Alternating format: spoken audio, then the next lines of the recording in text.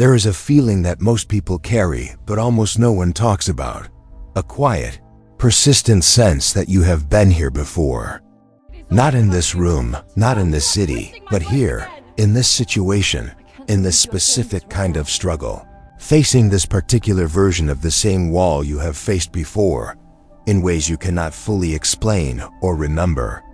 The same relationship dynamic in a different body. The same moment of almost breaking free, followed by the same inexplicable return to exactly where you started. You have probably dismissed this feeling as psychology, as pattern, as the mind playing tricks on itself. But what if it wasn't a trick? What if it was a memory? And what if the reason you keep coming back to this world has nothing to do with karma, with lessons, with soul contracts or divine timing, and everything to do with a system that was designed from the very beginning to make sure you never leave? Asterisk, the ancient Gnostics, those early seekers of direct divine knowledge who were hunted, silenced, and nearly erased from history, had a name for this system. They called it the reincarnation trap, and they believed it was not a natural feature of the universe, but a deliberate construction, engineered by the being they called the Demiurge, maintained by the forces they called Archons, and disguised as something so beautiful, so comforting, so spiritually reassuring that almost no soul ever recognizes it for what it actually is. What you are about to hear was buried for 16 centuries. It survived because someone believed it was worth dying to protect. And by the end of this video, you will never look at death, at light, or at the promise of return the same way again. To understand the Gnostic warning about reincarnation, you first need to understand what the Gnostics believed about the world you are currently living in, because their diagnosis of the afterlife was inseparable from their diagnosis of life itself. The Gnostics did not believe this world was created by the true God. They believed it was created by an impostor, a being of partial light, born from a cosmic mistake, who fashioned the material universe in the sincere and absolute conviction that he was the supreme and only creator. They called him the Demiurge, the craftsman, the builder, the false god who looked upon his creation and called it good without knowing that something above him had existed long before he ever drew his first breath. The Demiurge built his world as a closed system. 7 heavens stacked like layers of a prison, each governed by an Archon, a subordinate ruler whose function was to maintain the structure of the reality the Demiurge had made. And into this closed system, something entered that was never supposed to be there. A fragment of genuine divine light, the pneuma. The divine spark accidentally became trapped inside the human form when the Demiurge attempted to copy the luminous blueprint of the true human he had glimpsed above him in the pleroma. He could copy the shape, but he could not generate the essence, and in the reaching, in the fumbling imperfect imitation, a piece of the real light fell in. That spark, your spark, is the one thing in the Demiurge's entire construction that does not belong to him. It is the one thing he cannot control, cannot create, and cannot destroy. And so he did the only thing available to a being who cannot destroy what he cannot control. He built a system to contain it, to cycle it, to keep it returning again and again to the world he had made, never remembering enough of its true origin to find the door out. That system is what the Gnostics called the reincarnation trap. And understanding how it works requires understanding something about the nature of death that almost every spiritual tradition has gotten profoundly, dangerously wrong. Most traditions that teach reincarnation present it as a gift, a second chance, a merciful opportunity for the soul to continue its journey toward perfection across multiple lifetimes, learning what it could not learn in one, healing what it could not heal, growing toward the light through the accumulation of experience and wisdom. This is a beautiful story. The Gnostics would say it is also exactly the kind of story a system designed to recycle souls would tell about itself. Because the most effective trap is not the one that looks like a trap. It is the one that looks like salvation. In the Apocryphon of John, one of the most complete cosmological texts found at Nag Hammadi. There is a passage that describes with unsettling precision how the Archons maintain their control over the soul after death. The text describes forces that meet the departing soul, that offer it comfort and reassurance, that present themselves as guides and helpers and divine messengers. They do not announce themselves as prison guards. They announce themselves as light. And the soul, exhausted from a lifetime in matter, disoriented by the shock of death, desperately seeking something familiar and safe, follows. The Gnostics called this the Amnesia Mechanism, the systematic erasure of the soul's memory of its true divine origin that happens at the moment of reincarnation.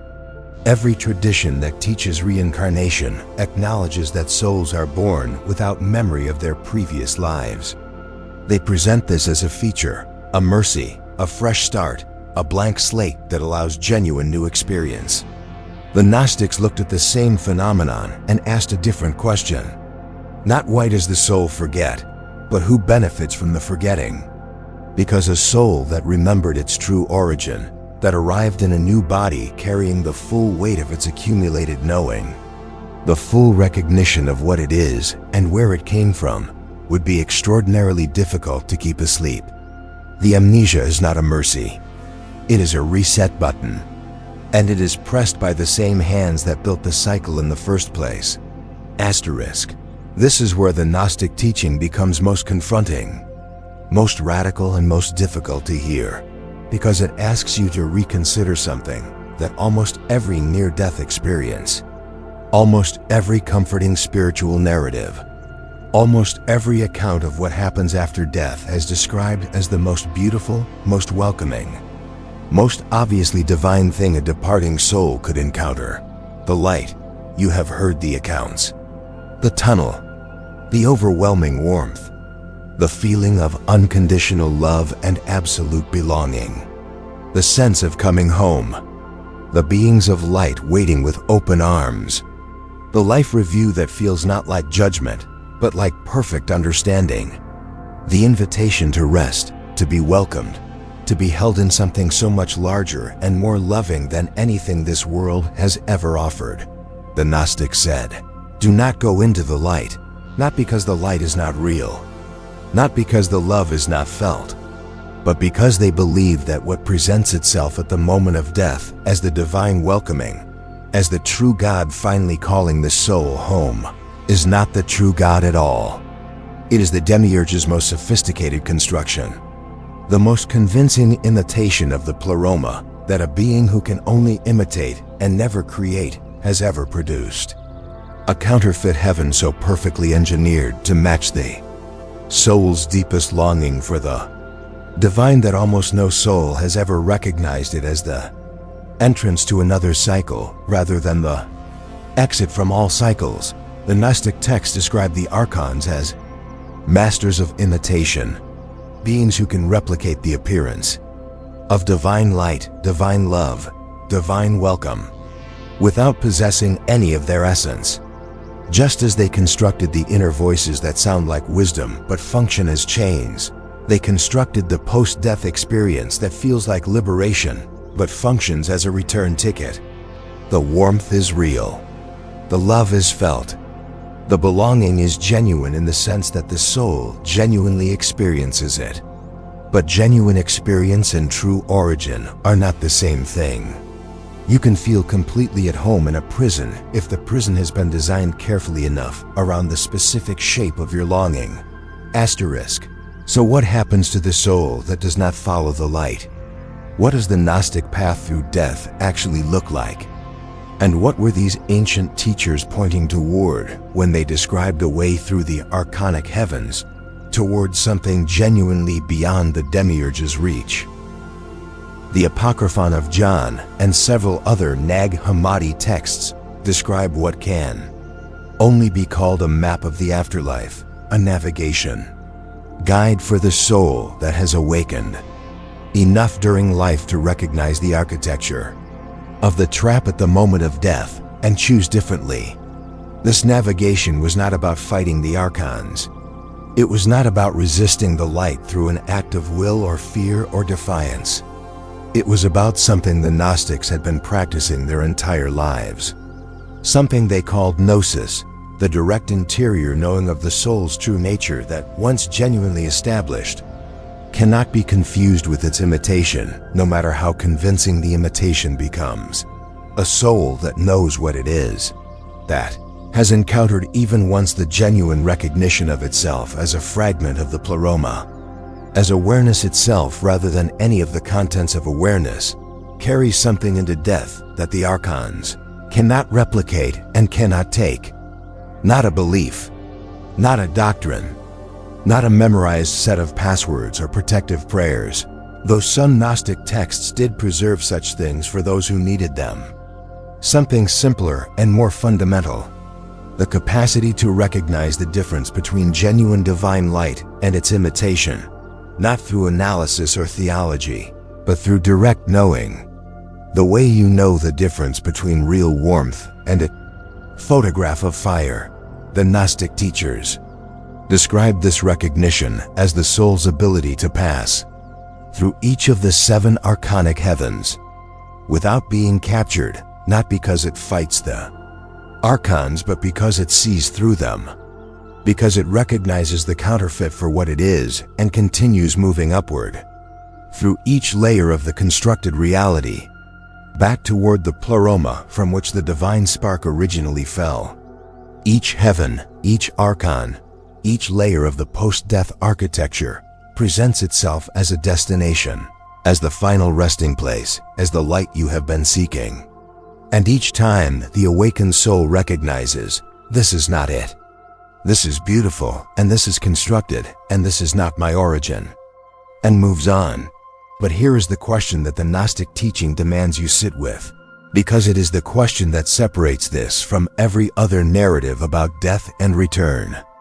If the reincarnation trap is real, if the soul has been cycling through this system for longer than individual memory can reach, why does it keep working? Why, if this is a trap, do souls keep falling into it lifetime after lifetime?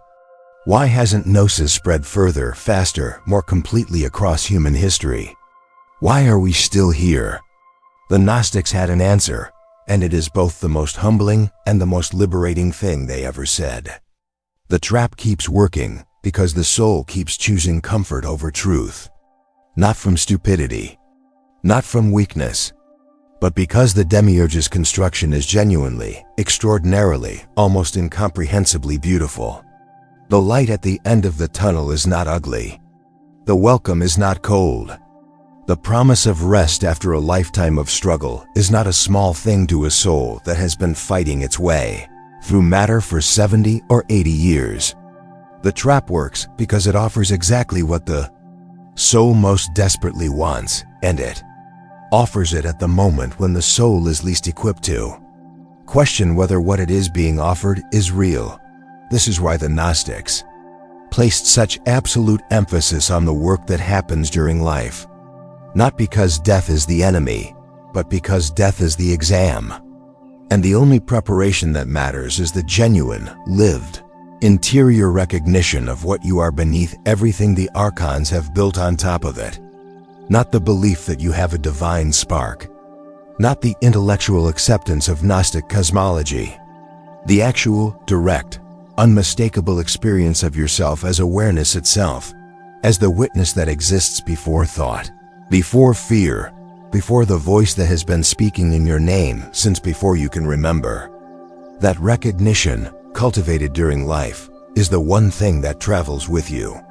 The one thing that cannot be reset by the Amnesia Mechanism. The one thing the Demiurge cannot take because he never put it there. The Gnostics were not teaching despair. They were not saying this world is evil and death is worse, and there is no hope for the soul trapped in the cycle. They were saying something far more precise and far more demanding than despair. They were saying, you have everything you need to end the cycle, and you have always had it. And the reason you have not used it is that you have been convinced by the most sophisticated system of misdirection ever constructed that the thing you are looking for is somewhere other than exactly where you already are. The divine spark does not need to be earned. It does not need to be awakened through lifetimes of karma or purified through cycles of suffering or gradually evolved toward the light through the slow accumulation of spiritual merit.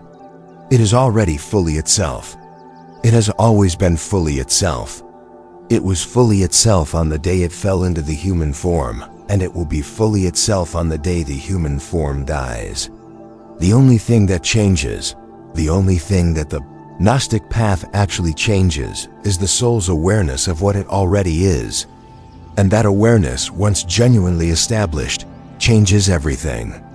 Not just in this life, at the moment of death, in the navigation through what comes after, in whether the soul follows the constructed light or continues moving towards something the Demiurge has never been able to build, because he has never been able to understand it.